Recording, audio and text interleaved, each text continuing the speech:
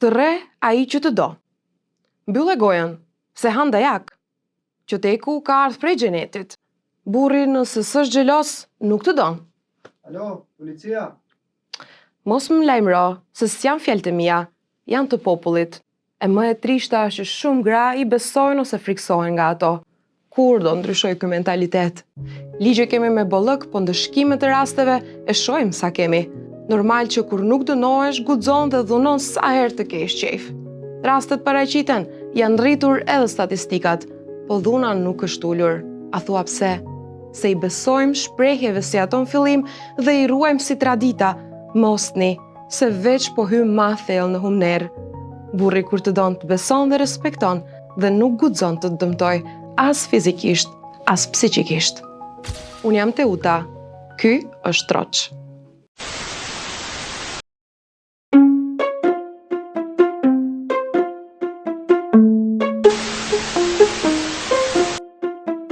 Troç me profesoreshën e juridikut Besa Arifi për kodin penal dhe ndoshta edhe për tema tjera ndërkohë. Mirë se ke ardhur profesoresh, shumë kënaqësi. Faleminderit shumë Teuta për ftesën, është kënaqësi të jem këtu. Do filloj me kodin penal dhe me atë pjesën që pati ndoshta më shumë duar tërëkitje ose pëlqyrje nga populli, që është pjesa e dhunës në familje, pra ndryshimet në kodin penal, dhe asaj me bazë gjinore, ku tani më këto raste nuk do të trajtohen si më herët, por do trajtohen me një metodë tjetër që quhet në teori, që unë nuk e dija shumë mirë, por që ma shpjeguat ex officio, apo? Do trajtohen ex officio, pikërisht. Do na shpjegoni edhe këtë mënyrën se si do trajtohen, pra çfarë nënkuptojnë këto ndryshime në praktik dhe si do ndëshkohen tani këto rastet të dhunës të familjes, sidomos. Faleminderit, do me thonë për mundësim për të folur në këtë temë që është shumë e rëndësishme. Gjithmonë është interesante të flitet për kodin penal, veçanërisht në shtetin tonë, sepse kodi jon penal është sjell në vitin 1996, po që atëherë ka pasur shumë ndryshime. Ndonjëherë për të mirë, ndonjëherë për të keq, po në rastin e fundit do me thënë për ndryshimet për të cilat flasim, të cilat u bën në vitin 2026, u diskutuan në shumë aspekte, më shumë në aspektin e Safe City për shembull, sepse u bën disa ndryshime që kishin të bëjnë me vendosjen e sistemit Safe City, por në të njëjtën kohë, do me thënë ato ndryshime parapan edhe një gjë shumë të rëndësishme që ka të bëjë me ndjekjen e dhunës në bazë gjinore. Do me thënë aty hyn edhe dhuna në familje, po edhe dhuna në bazë gjinore në përgjithësi. Gjithmonë vendi jon ka qenë i kritikuar për ndjekjen e dhunës fizike, për shkak se ka një nen, do me thënë në kodin ton penal, që përcakton lëndimin trupor. Lëndimi trupor ka dy forma se si paraqitet, është lëndimi bazik trupor, do me thënë, dhe është një formë tjetër më e rëndë, lëndimi i rënd trupor. E tani te kjo forma më të them e lehtë, jo e lehtë po bazike, aty në rastet kështu kur nuk janë familjar personat, atëherë kjo vepër penale ndiqeshte me padi private. Ndërsa, duke qenë se dhuna në familje dhe dhuna në bazë gjinore janë gjëra të cilat e bëjnë një vepër më të rëndë penale, do të thënë janë rrethana kualifikuese që e bëjnë një vepër të tillë më të rëndë, dhe duke pasur qëllim që e njëjta të ndëshkohet më ashpër, aty ajo vepër penale ndiqeshte ex officio, por me propozim nga pala e dëmtuar. Në këtë rast, viktima për shembull nuk duheshte, do me thënë, vetë të ngrej padi private, por mjaftonte që të ngrej kallëzim penal dhe pastaj propozim deri te prokurori që ai ta ndjek veprën penale ex officio. Tani ku qëndronte problemi? Dhuna fizike, do me thënë, është ndër format më të paraqitura të dhunës tek ne, që mund ta diskutojmë edhe atë, sepse vetëm kjo për shembull nuk paraqitet sa duhet ndoshta dhuna psiqike, por lëndimi trupor për shembull ky neni 130 ishte neni i cili më së shpeshti paraqiteshte në rastet e dhunës në familje. Dhe kishte shumë shpesh raste kur viktima në atë momentin traumatik, do me thënë, e paraqiste incidentin, jepte propozim për të ndjekur, dhe më vonë pastaj për arsye të ndryshme dhe për faktorë të ndryshëm të cilët ndikojnë tek viktima e dhunës në familje, ajo me kalimin e kohës ndoshta nuk e kishte për krahin e dur, ndoshta gjërat shkonin në friksuar. drejtim tjetër, ndoshta ka qenë e friksuar, ndoshta ka qenë e shantazhuar, se ka shumë faktorë që ndikojnë te dhuna në familje, ajo e tërhiqte propozimin. Dhe në këtë rast prokuroria, edhe pse dinte se ka rast të incidentit të dhunës në familje, ishte e pamundur që ta ndjekte Të vazhdoj. Tani me këto ndryshime të reja është hequr ajo pjesa që thot dhe me propozimin e palës, dhe në këtë rast, mbetet që kjo vepër penale e dhunës bazike, fizike ndaj lëndimit trupor bazik, Qartë? edhe ajo do të ndiqet vetëm dhe ekskluzivisht ex officio.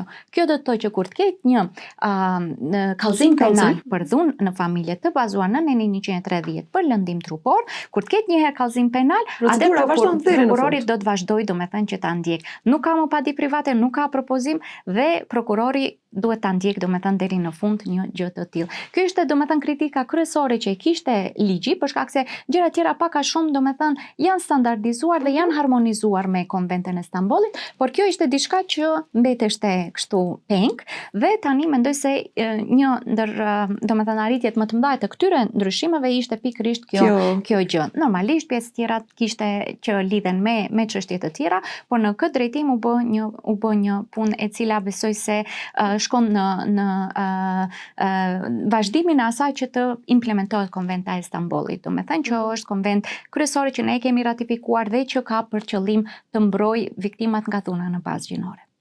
Profesore, statistikat tregojnë që rastet e paraqitura në polici janë ngritur, numri është rritur. A mendoni se është rritur dhuna? Ka më shumë dhunë kohës së fundit ose është ngritur vetdia dhe ka më shumë paraqitje denoncime? Për mendimin tim, ndoshta është më shumë kjo e dyta, për shkak se dhuna në familje dhe dhuna në përgjithësi në bazë gjinore nuk është diçka e re në shoqëri dhe gjithmonë ka ekzistuar, por jo gjithmonë njerëzit kanë qenë të vetëdijshëm sa duhet për disa forma të dhunës, domethënë siç është dhuna psiqike për shembull, dhe për të cilën ende mendoj se duhet të ngrihet vetdia edhe më tej, por edhe nga ana tjetër kanë ekzistuar shumë faktorë tjerë që kanë ndikuar në mosparaqitjen e veprave penale që lidhen me dhunën në familje. Duke qenë se ka pasur një në vazhdimsi, domethënë kampanja të ndryshme për ngritjen e vetdijes në këtë drejtim, veçanërisht këtu duhet të përmendet roli organizatave jo qeveritare që kanë punuar në këtë drejtim, por edhe roli i mediave, unë mendoj se kanë ndikuar në atë që njerëzit ta detektojnë, ta identifikojnë dhunën në bazë gjinore dhe dhunën në familje dhe të marrin guximin që të paraqisin më shumë raste të tilla. Po ashtu, për shembull faktorët ekonomik që përpara kanë ndikuar shumë më tepër, në atë pabarazinë gjinore dhe në vendimin e gruas për të paraqitur gjëra të tilla, duke qenë se shumica e viktimave prapse janë gra, aty tregon se kjo vetdi është rritur, po është rritur edhe mundësia dhe kapaciteti për të mos i duruar gjëra të tilla, dhe forma të tilla të dhunës dhe për t'i paraqitur të njëjtat. Kështu që unë mendoj se janë kombinuar më tepër faktorë që kanë ndikuar, por vetëdijsimi është mbi të gjitha, dhe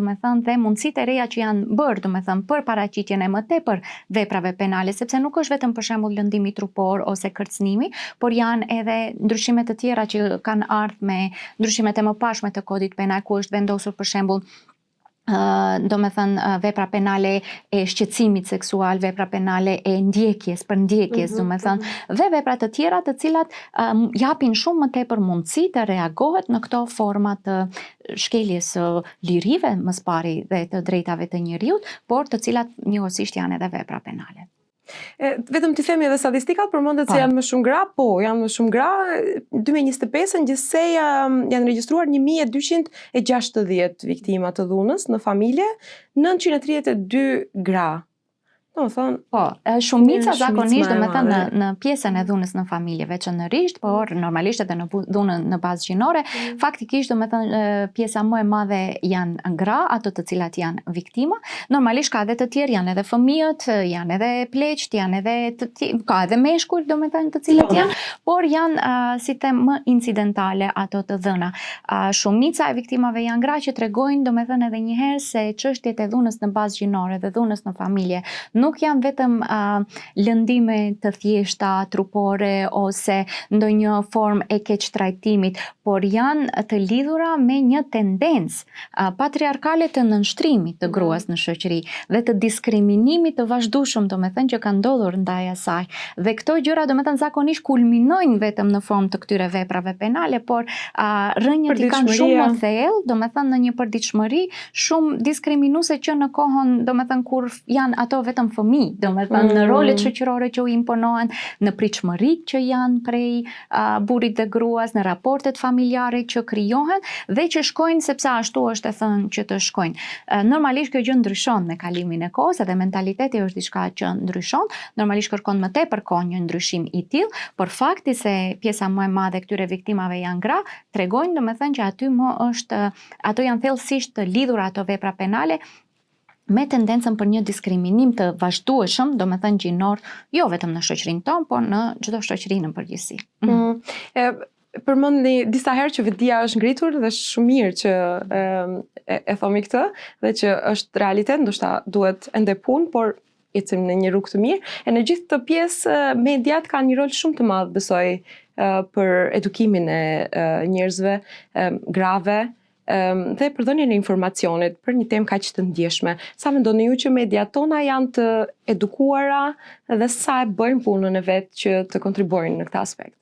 Sigurisht që mediumet ka një rol shumë të rëndësishëm, për shkak se thamë edhe më herët, një pjesë e madhe e vetëdijsimit ndodh përmes mediumeve. Domethënë në shkolla janë domethënë vende tjera të cilat janë pjesë të sistemeve institucionale, por një vend shumë i rëndësishëm zë edhe media, duke qenë se veçanërisht në ditët e sotshme njerëzit gjithnjë më shumë ndjekin mediume, veçanërisht këto audiovizuale dhe veçanërisht rrjetet sociale, apo prandaj gjithçka që shpërndahet aty ka efekt mbi shoqërinë, ka efekt i cili mund të jetë pozitiv ose negativ. Domethënë një ndër detyrat e mediumeve në këtë drejtim është që të informohet për këto raste, por ai informim është shumë specifik dhe duhet mediat të jenë shumë senzitive dhe të trajnuara për mënyrën se si do të informojnë. Për shkak se çdo incident i dhunës në familje ka një viktim, ka një kryerës, por ka edhe të tjerë të cilët janë viktima sekondare në atë drejtim. Për shembull, kur ka një rast të dhunës në familje i cili ka mbaruar me vrasje ose me diçka, aty po që është viktima të drejtat e së cilës duhet patjetër domethënë të bëhen të ditura, por përveç asaj që është viktim kryesore, aty janë viktim për shembull edhe fëmijë, të cilët kur bëhet një senzacion mediatik, edhe ata e paguajnë çmimin e tyre pa pasur asnjë faj. Nga ana tjetër e kemi edhe kryersin i cili po që duhet të dënohet për atë që e ka bërë në një procedurë fair dhe të paanshme dhe e cila do të zgjaset, do të shikohen të gjitha domethënë provat aty, por nga ana tjetër domethënë edhe ai kryerës e ka prezumimin e pafajësisë, i ka të drejtat e veta të cilat ligji ja garanton, apo dhe ndonjëherë mediumet në vend se të raportojnë për një çështje, ato gjykojnë për të njëjtën. Dhe kjo nuk është në rregull, për shkak se gjykimin duhet ta bëjë gjykata në bazë të provave, në bazë të dhënave që i ka. Sigurisht që presioni mediatik në këtë drejtim është shumë me rëndësi, për shkak se ka disa gjëra të cilat shihen qartazi, por megjithatë, domethënë raportimi duhet të jetë shumë senzitiv, për shkak se aty bëhet fjalë për jetë njerëzish, bëhet fjalë për jetë të fëmijëve dhe për persona të cilët duhet vazhdojnë të jetojnë edhe pas atij skandali që ka ndodhur. Dhe në këtë drejtim mediat po që kanë rol të rëndësishëm, edhe duhet ta kryejnë rolin në atë drejtim. E bëjnë mirë mediat tona këtu? E bëjnë mirë në raste të caktuara. Mua ajo që më pengon është se shumë mediume veçanërisht të cilat nuk janë kështu të përhershme, por janë në formën e portaleve, jo mirë të rregulluara e kështu me radhë. Më pengon ajo mënyra se si ndonjëherë lajmi bëhet shumë senzacion, ajo lufta për klikime, për të hyrë, domethënë titulli është shumë bombastik e kështu me radhë, pastaj japin emrat, mbiemrat e personave, pa pas asnjë burim, sigurim. Pa pas, domethënë asnjë mbrojtje për identitetin. Shikoni edhe këto vepra penale për shembull të kësaj natyre, në bazë të ligjit tonë për procedurë penale, janë sigurisht që janë të dënueshme në bazë të kodit penal, por kur ka një procedurë penale për ato, janë domethënë procedura të cilat veçanërisht kur kanë të mitur të involvuar, janë procedura të mbyllura për publikun, apo me qëllim që të mos ketë si them viktimizim sekondar të viktimave të cilat janë në atë drejtim. E ndonjëherë do me thënë këtë nuk e kanë kujdes disa portale dhe duke u munduar që të bëhen më të njohura, atëherë do me thënë e shfrytëzojnë rastin e viktimës që nuk duhet jetë ashtu. Qëllimi i mediumit është të ngrisë vetdije, të raportoj për ato që të mos mbesin të paraportuara ato krime, por nga ana tjetër është edhe qëllimi edukativ dhe duhet të mbrohen personat të cilët janë edhe ashtu të viktimizuar në atë drejtim dhe duhet të mbrohet identiteti i tyre, duhet të mbrohet si them edhe pafajësia e tyre, po edhe domethënë t'u jepet mundësi që të kenë një procedurë të rregullt, apo dhe në këtë drejtim domethënë mediat sigurisht që mund të bëjnë më shumë, disa prej tyre veçanërisht që thash, ndoshta qëllimin kryesor e kanë vizibilitetin e tyre, dhe jo vërtet raportimin senzitiv për këto çështje dhe ashtu delikate në shoqëri. Është bërë një fenomen, nuk ka as pak respekt për çështje delikate dhe të ndjeshme si këto, vetëm për të përfituar fatkeqësisht. Përveç kemi një rast tani që na tronditi në fakt gjithë shqiptarëve. Është rasti i Liridonës në Kosovë, ku më në fund përfundoi edhe gjykimi dhe do me thënë u dënuan kryerësit, njëri person me burgim të përjetshëm që nuk e dëgjojmë shpesh këtë vendim apo jo. Si e shihni ju? Unë mendoj se i gjithë kjo përfundim i rastit ishte edhe si rezultat i mediave, do me thënë edhe si rezultat i informimit të shumt të publikut dhe normalisht pastaj edhe reagimit të popullit dhe nuk guxonte të ketë zbutje, lëshime, sepse do të zemronte popullin apo jo ky vendim dhe prandaj u vendos në mënyrë shumë maksimale, si të them. Si e shihni? Shikoni, ajo ishte, domethënë ky rast ishte një rast tipik i femicidit, që është shumë i përhapur, edhe ekziston domethënë si vepër penale edhe në kodin ton penal. Tani ka vrasje të prap do të them, ajo vrasja e rëndonte apo bazike, asnjë vrasje nuk është e rëndon, po ashtu ta quajmë, domethënë ajo vrasja bazike që edhe sipas kodit ton penal, për shembull dënohet me minimum 5 vjet burg dhe shkon deri në 20 vjet burg. Çfarë domethënë këto janë raste aksidente, raste të cilat janë bërë për shembull pa qëllim të caktuar, që nuk janë pjesë e dhunës në familje. Po është e shkallës, kjo është vrasje e shkallës, domethënë ashtu quhet vetëm vrasje e jo e rëndon, po vrasja e sipas nenit 123 paragrafi i parë kodit penal. E tash paragrafi 2 i nenit 123 i përcakton vrasjet e kualifikuara. Ata me paramendim. Ashtu, aty keni vrasjen me paramendim, vrasjen për shkak të lakmis, vrasjen e kryer në mënyrë mizore, vrasjen e personit ndër 18 vjet, vrasjen e kryer nga urrejtja, për shembull, dhe ndër të tjerat, aty keni edhe vrasjen në bazë të dhunës në familje ose në bazë të dhunës gjinore. Që është rasti i Liridonës. Do me thënë, dhe aty hyn faktikisht femicidi, vrasjen e gruas, për shkak se është grua, do me thënë, hyn në këtë nen. Dhe këto janë vrasje të kualifikuara, për të cilat dënimi është minimum 10 vjet ose burgimi përjetshëm. Që do të thotë se aty dënimi me burg të përjetshëm është i mundshëm, veçanërisht për rrethanat në të cilat u krye vrasja e Liridonës, do me thënë, ishte e pritshme që një gjë e tillë dhe një vendim i tillë të ndodhë. Përveç asaj, duke qenë se në nënqiellin ton, dhe këtu nuk e përfshi vetëm Maqedoninë, por është edhe Kosova, është edhe Shqipëria, janë vende tjera në rajon në Ballkanin perëndimor, ishte shumë me rëndësi, do me thënë që të jepet edhe çdo dënim çdo sankcion kur shqiptohet, ka edhe atë qëllimin edukativ dhe preventiv, që tregon se një vepër e tillë është e papranueshme për shoqërinë, apo? Dhe kur ju do ta dënoni dikën me burgim të përjetshëm, një herë që ta arrini qëllimin se dikush duhet vuaj për atë rast shumë të rëndë që e ka shkaktuar, nga ana tjetër domethënë do të arrini edhe një efekt tjetër që të tjerët të vetisohen se kjo vepër penale dënohet kështu maksimalisht, apo? Dhe ishte në këtë drejtim një vendim normalisht i duhur, unë e di domethënë që edhe mediumet luajtën shumë rol, edhe shoqëria civile luajti shumë rol, por ne kishim një periudhë shumë të gjatë ku kishte një pas një raste të femicidit dhe kjo ishte domethënë diçka që në këto raste është e kuptueshme që dënimet të jenë të rënda, apo për shkak se megjithatë situata u bë me të vërtetë alarmante. Në qoftë se një grua vritet për shkak se është grua, si një pasojë e një një diskriminimi të tillë të vazhdueshëm, kjo është shkelje shumë e rëndë, domethënë të drejtës esenciale të gruas për të jetuar, apo dhe normalisht që duhet të marrë dënimin maksimal. Sigurisht që mediumet kanë luajtur rolin e rëndësishëm atje dhe normalisht edhe pas kësaj, për shembull, ajo nuk do të thotë se personi do të jetë gjithmonë domethënë në burgim, me kalimin e kohës do të shikohet resocializimi dhe gjërat e tjera. Mirë po, megjithatë, vetë fakti që është dhënë një burgim i përjetshëm do të thotë se një periudhë të gjatë kohe ai do ta kalojë në vuajtje të këtij dënimi për një vepër shumë të rëndë. Në ndryshim tim dali profesorisht, në fakt mbetemi te kodi penal, por ajo pjesa që ju e përmendët pak më herët, që ishte keq përdorimi i pozitës zyrtare dhe disa ndryshime që janë bërë në vitin 2023, te lexoj më mirë kështu si është shkruar pyetja, ndryshimet janë kritikuar se nuk i largojnë dëmet thelbësore të shkaktuara me ndryshimet e kodit penal të shtatorit 2023, por përkundrazi e dobësojnë më tej mbrojtjen penale juridike nga korrupsioni dhe keq përdorimi i pozitës zyrtare. Këtë duam ta dim se si e shihni ju. Kjo është një çështje interesante për të shqyrtuar dhe ndoshta do ta kisha lidhur më së pari me ndryshimet shumë të shpeshta që kanë ndodhur në kodin penal. Më parë thash domethënë që ka ndryshuar shpesh dhe ndonjëherë jo për të mirë domethënë.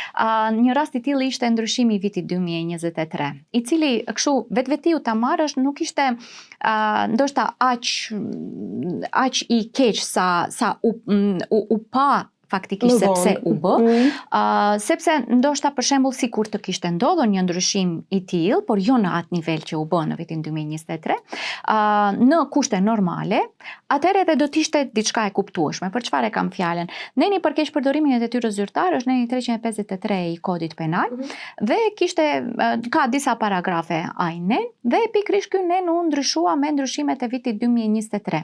Në vitin 2023 pati dy ndryshime, ndryshimi i parë ishte ku vendosën një sër veprash të lidhur me Konventin e Stambollit, dhe ajo ishte në rregull, por dikur më vonë u bë edhe një ndryshim i kodit penal brenda një viti, që them, domethënë ndryshoi 2 herë kodi penal, dhe aty domethënë u ndryshua ndër të tjerat neni 353. Çfarë ishte problemi me atë? U bë për shembull dënimet të ulën mjaft drastikisht dhe u hoq një paragraf i cili kishte të bëjë me keqpërdorimin e detyrës zyrtare në këto tenderimet publike, domethënë në proceset e furnizuar. Po tani nuk e di amnistuan veten, po kishin qëllime të caktuara me atë ndryshim të kodit penal në atë kohë, dhe ky është problemi. Për shkak se paraprakisht kishte po ashtu kritika se ai nen 353 ishte shumë i ashpër. Për shembull, parashitet dënime, kur thuhet se dënimi është minimum 3 vjet burg, do të thotë se maksimumi i këtij dënimi është 20 vjet burg. Ne kuptoj? Ajo është si dënimi për vrasje, siç e përmenda më herët. I tepërt, ishte ndoshta shumë drakonik, ishte ndoshta shumë i lartë, ndoshta duheshte të intervenohet. Por koha kur u intervenua dhe arsyeja se pse u intervenua ishte problematike. Siç e thash, nëse kjo gjë do të kishte ndodhur në kushte normale, kur analizohet kodi penal, shikohet, ka një debat publik, ka një moment, domethënë konsultimi me ekspertët, si duhet ta ndryshojmë me kështu me radhë, kjo do të ishte një proces i natyrshëm, se ndoshta edhe nuk ka nevojë për dënime të tilla drakonike. Por mënyra se si u bë ishte për qëllime të caktuara dhe këtu si them ka pasur një moment shumë të rëndësishëm që shumica e njerëzve që kanë kryer vepra penale, veçanërisht që lidhen me këtë nen, kanë përfituar nga afatet e parashkrimit të veprave penale. Do të thotë kur kalon një periudhë e caktuar kohore, vepra penale parashkruhet dhe mëtej nuk ndiqet, dhe në këtë drejtim, domethënë vetë fakti se u bën dënimet më të ulta, u mundsoi personave të caktuar që tu parashkruhen veprave penale. Ky ishte problemi, nuk ishte problemi të ndryshimi i kodit penal si i tillë, po ishte problemi se çfarë qëllimi u arrit më, edhe se faktikisht njerëzit u liruan prej veprave penale për të cilat ishin në akuzë sipër. Veçanërisht pjesa ku hoqja pjesa prej tendereve, domethënë ajo ishte problematike se u fshi i tër neni, edhe pastaj në vitin 2026 domethënë u bë një përpjekje që të rregullohet kjo çështje. Tani ndryshimet e vitit 2026 e rregullojnë paksa, i ashpërsojnë prap dënimet, por jo në atë mas sa ishin përpara. Si është tani? Normalisht nuk është nevoja edhe aq të ashpra të jenë. Për shembull tani përpara merreshte se deri në 5 vjet, domethënë me ndryshimet e vitit 2023, forma të rënda të kësaj vepre penale dënoheshin maksimum deri në 5 vjet, që përpara dënoheshin me 20 vjet, tani dënohen maksimum me 8 vjet dhe disa raste të rënda kur keqpërdorimet janë më të mëdha dhe përfitimet janë më të mëdha, atëherë deri në 10 vjet mund të jetë dënimi. Prap nuk është 20 vjet, por edhe nuk duhet të jetë 20 vjet. Nuk ka vrasjen të krahasohet një gjë e tillë. Dhe nga ana tjetër është kthyer paragrafi që ka të bëjë me furnizimet publike, por normalisht është pak më i detajuar dhe parasheh përgjegjësi penale vetëm për rastet kur nuk është bërë një procedurë për furnizim publik, ndërsa është dashur të bëhet, apo domethënë është bler diçka pa furnizim publik, ndërsa përpara, domethënë për të gjitha format e abuzimit gjatë furnizimeve publike, parashihet neni, domethënë ky nën parashit të përgjegjësi, apo domethënë tani kemi një përgjegjësi pak më të kufizuar, si të them, në përgjithësi ajo që do të kisha thënë. Normalisht këto janë vepra penale të cilat lidhen me keqpërdorimin e detyrës zyrtare. Sigurisht që duhet ketë përgjegjësi për ato. Tek ne ka pasur, si të them, abuzim në atë drejtim që janë keqpërdorur mundësitë që i jep Kodi penal për vjetrimin, për parashkrimin e veprave penale, krejt me qëllim që të mos bartet përgjegjësia. Në fund të ditës, ashtu si ka thënë edhe Cezare Beccaria, një studiues shumë i madh të drejtës penale, nuk është shumë me rëndësi sa të rënda janë dënimet. Është me rëndësi që të njëjtat të mos mund të anashkalohen. Apo? Tek ne është bërë shumë gjatë kohë gjithçka që të mund të anashkalohen dënimet. Edhe kur kanë qenë shumë të rënda, edhe kur ka qenë 20 vjet dënimi, prap nuk është implementuar ligji. Do të thotë, ajo që është më me rëndësi është ligji të jetë efektiv, që ai të mund të implementohet gjithmonë kur ka keqpërdorime të tilla, por edhe vepra të tilla penale në përgjithësi. Nëse dënimet janë të rënda, por persona të njëjtave mund të ikin, atëherë kot se i kemi ato dënime, apo? Ideja është që dënimi të jetë edhe më i ulët, por të zbatohet. Dhe në këtë drejtim Beccaria ka shumë me rëndësi këtë që thotë, për shembull ligjvënësi duhet të jetë i butë në caktimin e dënimeve, por gjyqtari duhet të jetë i ashpër, për shkak se ai duhet të sigurohet që dënimi me të vërtet do të realizohet në fund. Është shumë e bukur, profesoresh. Opozita po kërkon të rikthehet kjo pjesa e nenit 353, që në fakt në 2023 e kanë heq vet. Mendoni se është pak hipokrizi? Normalisht do me thënë është më lehtë kur jeni në funksione të ndryshme, do me thënë të kërkoni përgjegjësi. Unë mendoj se një periudhë të gjatë në Maqedoni, do me thënë kemi pasur mungesë të vendosjes së përgjegjësisë, veçanërisht për rastet më të rënda të keqpërdorimeve të detyrës zyrtare, por edhe raste të tjera të cilat nuk u gjykuan deri në fund, edhe persona të kalibrit të lartë, do me thënë ikën drejtësisë, ne kemi ende një kryeministër që është jashtë shtetit dhe është i arratisur, edhe kemi edhe të tjerë, do me thënë të cilët nuk u kapën nga drejtësia dhe nuk i mbajtën dënimet e tyre deri në fund, shfrytzuan çdo mundësi që jep ligji dhe në këtë drejtim do me thënë thash edhe një herë më tepër është ai vullneti se sa me të vërtet dëshironi të vendosni përgjegjësi për këto vepra penale, se sa çfarë thot ligji dhe si ndryshon ligji. Dhe diçka të them aty në këtë drejtim është po ashtu ironike të dihet për shkak se sa herë që ndryshon ligji për shembull, ai ndryshon për të ardhmen. Apo? Edhe për shembull për ndryshimet e vitit 2026 do të vlejnë për krejt, edhe pse është ashpërsuar Kodi penal, do të vlejnë për krejt veprat penale që ndodhin prej 2026-s e më tej. Për ato që kanë ndodhur deri në vitin 2026, do të vlejë ligji që është më i butë për personin që është i akuzuar. Apo? Kështu që sa herë ndryshojmë ligjin, aq më tepër do të thënë krijohen mundësi të tilla që megjithatë dënimi të anashkalohet. Ta lëm tash këtë pjesën e politikës, ndoshta se më vërtet po duket që Kodi penal ka ndryshuar sipas preferencave. Po, dhe kjo është faktikisht një pasiguri e madhe juridike, për shkak se është diçka që qytetarët nuk arrin edhe ta ndjekin çdo ndryshim të Kodit penal. Ka ndonjëherë ka ndryshuar për një ditë 2 herë Kodi penal dhe kjo është një situatë shumë e pasigurt. Jo, nuk ka një rregullativ që ndalon një gjë të tillë, por nuk është në rregull, për shkak se nuk ka tekst të pastruar të Kodit penal, duhet të saktë, duhet të shihen krejt ndryshimet ligjore që bëhen, duhet të ndiqen, pasi ato është vështirë, domethënë për të ndjekur veçanërisht nga qytetarët që nuk merren me çështjet e drejtësisë Tani nëse ndryshon 2 herë në një ditë. Po, me të vërtet nuk është e mundur që të ndiqet çdo ndryshim. Ka pas një iniciativë, domethënë në të cilën u punua disa vjet për krime një kodi të ri penal, duke pas parasysh të gjitha standardet evropiane, dhe është punuar, ka pas grup punues, domethënë duhet të ketë ende grup të tillë punues në kuadër të Ministrisë së Drejtësisë. Dhe kishte para lajmërime se ai kod i ri penal do të dilte në procedurë dhe në debat publik deri në qershor të këtij viti, por ende nuk ka shenja nga një gjë e tillë, edhe pse ka pas vite, domethënë që është punuar ky kod. Në të kaluarën un kam qenë pjesa e atij grupi punues dhe në atë kohë domethënë grupi është, domethënë puna është bërë edhe nën mbikëqyrjen edhe të Unionit Evropian për të bërë këto standardet evropiane për të implementuar te kodi penal, edhe me ambasada tjera, domethënë të cilat ku ishte edhe ambasada e Shteteve të Bashkuara, por edhe të tjerë. Domethënë ishte i kyçur edhe faktori ndërkombëtar, edhe faktori i shoqërisë civile, domethënë kishte përfaqësuese edhe nga shoqëria civile dhe nga ekspertët, domethënë dhe nga profesorët, por mbas asaj nuk kam domethënë më të dhëna se çfarë ka ndodhur edhe si ka vazhduar puna e atij grupi, ku domethënë duhej të dalë një draft i tillë, ne kemi punuar gjatë kohët ajo, por nga i cili ende nuk ka lur. E ajo do ta zgjidhte për shembull këtë pasiguri. Kur ket një kod të ri, atëherë e dim domethënë se çfarë është lejuar, çfarë është ndaluar. Edhe të vlen për gjithmonë. Kjo është një drejt bazike edhe e qytetarit, domethënë se ai duhet të di, të ketë ligj të qartë dhe të saktë dhe preciz, të tregojë qartë se çfarë është ndaluar, çfarë është e lejuar, se në këtë mishmash domethënë të normave ligjore që ndrojnë çdo ditë, është vështirë që edhe qytetari të jetë i sigurt se një veprim i tij nuk është vepër penale, apo.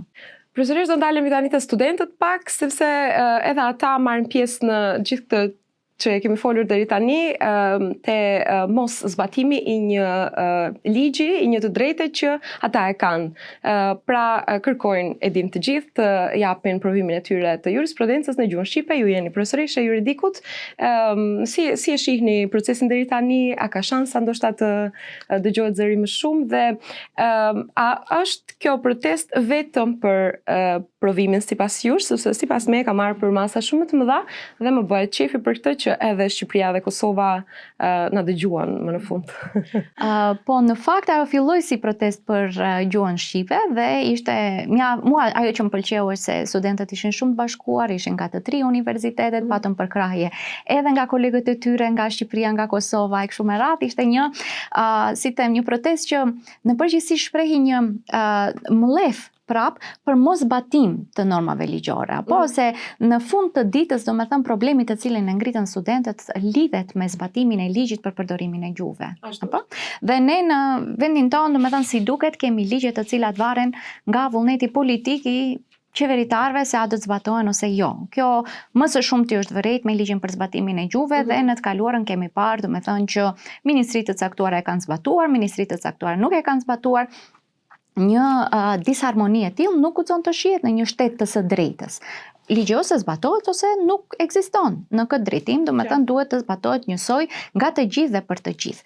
Dhe ajo them që është me rëndësi këtu është një formë mosbatimi të ligjit, për shkak se në qoftë se për shembull studentët e ngritën problemin e jurisprudencës, por nuk është vetëm provimi i jurisprudencës, janë edhe provime të tjera dhe janë shumë çështje të tjera të cilat lidhen me ligjin për zbatimin e gjuhëve. Tani për secilën gjë duhet të protestohet, duhet të krijohet një ligj i veçantë, duhet ai ligj të shkojë në Komisionin e Venecias, duhet të bëhet një zgjidhje ligjore.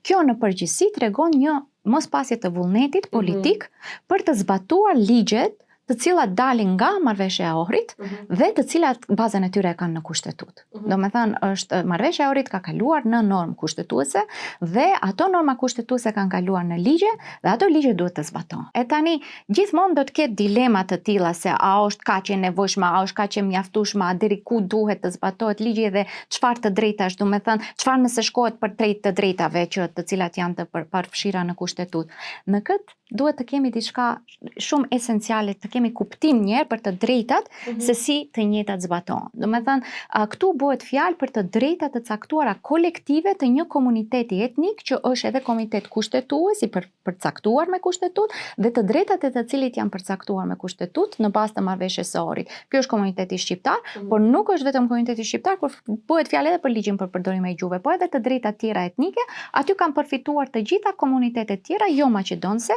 edhe pse nuk kanë qenë pjesë e sjelljes së marrëveshjes së orit. Për shkak se të drejtat e njeriut funksionojnë në këtë mënyrë. Ato janë të gjera në zbatim. Apo ne folim për të drejtë penale, po kjo nuk është e drejtë penale. Kjo është pjesë të drejtave të njeriut. Të drejtat e njeriut gjithmonë duhet të interpretohen në mënyrë ekstenzive. Që thotë se edhe nëse shkohet përtej asaj që nuk është e rregulluar me ligj, për shembull, një çështje e tillë, është okay, kur është pozitive është okay, sepse nuk është kjo shkelje e kushtetutës ose ligjit. Kalimi përtej diçka që nuk është e rregulluar me ligj. Është vetëm çështje interpretimi. Tek ne të drejtat e njeriut interpretohen në mënyrë restriktive sikur të ishin ato vepra penale. Kur ka vepra penale, kur ka vepra penale, ju do ta interpretoni ligjin në mënyrë restriktive. Do ta dënoni personin vetëm për atë që shkruan ligjin, jo edhe për diçka që është e ngjashme me atë. Nuk mund ta bëni këtë. Por tek të drejtat e njeriu, do me thënë interpretimi duhet jetë ekstenziv dhe nëse shkohet përtej diçkaje dhe nuk është e rregulluar ajo me ligj, nuk ka problem në qoftë se një gjë e tillë është vetëm procedurë administrative që duhet të rregullohet, do me thënë, dhe kjo është çështja. Apo mënyra e interpretimit. Të interpretohet. Jo, interpretimi është me insistim është restriktiv. Do me thënë, me insistim është restriktiv edhe shkon përkundër, jo vetëm me këtë, por edhe për raste të tjera, do me thënë interpretimi me insistim është restriktiv, veçanërisht kohët e fundit, dhe kjo është problematike, apo nuk guxojmë do me thënë të drejtat e njeriut që të interpretojmë në mënyrë restriktive. Sikur të kishim interpretuar në mënyrë restriktive, shumë të tjerë nuk do të kishim përfituar nga gjithë ajo që u bë dhe ato arritje që i solli për shembull marrëveshja e ohrit. Ishte diçka e mirë, kur është diçka e mirë, do me thënë duhet shumë njerëz përfitojnë për asaj, jo sa më pak të përfitojnë për asaj. Kështu që në këtë drejtim është problematike qasja në qoftë se për çdo realizim të së drejtës ne duhet të kërkojmë një ligj të veçantë, një normë të veçantë, një procedurë të veçantë. Protesta. Edhe duhet të ngrihemi në protesta se ajo nuk ka fund pastaj. Nuk ka fund pastaj, është nëse diçka nuk është e ndaluar me ligj, asgjë nuk e ndalon me ligj, do me thënë që provimi të jetë në gjuhë tjetër, apo edhe në këtë drejtim do me thënë duhet në atë frym të mendohet dhe të gjiten zgjidhje administrative për këto probleme. Profesoresh, ne të gjithë e dim se ju është kjo pyetja e fundit. Të relaksohemi pak. Ose jo. Nëse ju jeni motra e zonjës Teuta Arifi, e cila ka qenë kryetare e komunës së Tetovës për 2 mandate dhe shpesh jeni targetuar si motra e asaj, apo jo, që është një pjesë e mirë për mua, mendoj, apo jo. Por, nga ana tjetër, ka pasur dhe momente kur ju nuk jeni ndjerë bashkë rehat, sepse ju kanë fyer, ndoshta ju kanë kritikuar edhe online për punën që nuk ju përket juve, apo jo. Si ndjeni? Po shikoni, do me thënë, momenti kur ju paraqiteni në mediume publike, bëheni një fytyrë publike, apo ashtu është edhe motra ime Teuta, edhe ajo ka qenë politikane, është person publik, është profesoresh gjithashtu, dhe ka qëndrimet e saj, opinionet e saj, punën e saj, do me thënë që e bën, dhe mua ajo që më ka habitur shpesh, do me thënë, përveç fyerjeve e sharjeve, sa ajo është për ditëshmëri, do me thënë. Ndonjëherë ka pritshmëri, për shembull se neve duhet, ku e di unë, nëse kemi qëndrime të ndryshme, duhet të antagonizohemi për ndonjë çështje, të ku e di unë, të fjalosemi, të përlami, që nuk e kam kuptuar, do me thënë se pse kam pritshmëri të tilla njerëzit, do me thënë që megjithatë ato janë raporte familjare, secili e ka, pse duhet dikush, do me thënë të fjaloset me antarët e vet të familjes, nuk është në rregull, njerëzit kanë pritshmëri të tilla. Edhe e dyta, sigurisht, do me thënë që edhe kur janë komentet fyese, normalisht në njerëz jemi edhe mund të na, do me thënë të na lëndojnë ndonjëherë, por nuk kam lejuar, do me thënë, një gjë e tillë të më definoj, se kush jam unë ose kush është Teuta, ne kemi një raport të shkëlqyeshëm edhe gjithmonë normal, më afër se motrat nuk bëhet kërkush. Kemi edhe një motër tjetër, të cilën po ashtu e kemi, domethënë, shumë ajo nuk është figurë publike dhe i ka shpëtuar. Po i ka shpëtuar ndoshta këtyre, por e njohin të gjithë edhe në Tetov, është do me thënë në shkollën në Istiqbal punon, në shkujtimja dhe ajo po ashtu ka një rreth të gjerë të njerëzish, të njerëzve edhe gjithmonë do me thënë është kjo pritshmëria se juve ku diuni çfarë raporti tjetër duhet keni me motrat, secili e din se çfarë raportesh ka njeriu në familje, nuk mund të pritni që ato të antagonizohen. Po ajo që është me rëndësi është se kur shihni komente të tilla fyese tregon edhe njerëz se sa më tepër sa shumë urrëtie ka domethënë në rrjetet tona sociale, sa shumë pakujdesi ka domethënë ndaj ndjenjave të dikujt, apo edhe se sa shumë nevojë ka për më tepër etik, për më tepër empati, për më tepër mirëkuptim. Domethënë vetëm këtë e ka treguar se normalisht ne nuk mund t'i drejtojmë brinat e dashit, apo edhe t'i drejtojmë krejt komente që shkruan andej në këndej në Facebook, po ne mbi të gjitha mund t'i do me thënë ti kultivojmë raportet tona familjare dhe mund të jemi ato që jemi pa u mërzitur shumë për atë se çka thonë njerëzit. Pa tjetër, ju jeni një nivel tjetër njerëzish edhe më vjen shumë mirë që ishit në Troç. Faleminderit shumë për ftesën. Ishte shumë kënaqësi për mua edhe gëzohem domethënë që u pam dhe ju uroj për emisionin, është vërtet shumë i bukur, kam parë edhe të tjera dhe ju uroj shumë suksese në punën tuaj. Faleminderit edhe një herë profesoresh. Ky ishte Troç, fjala siç është.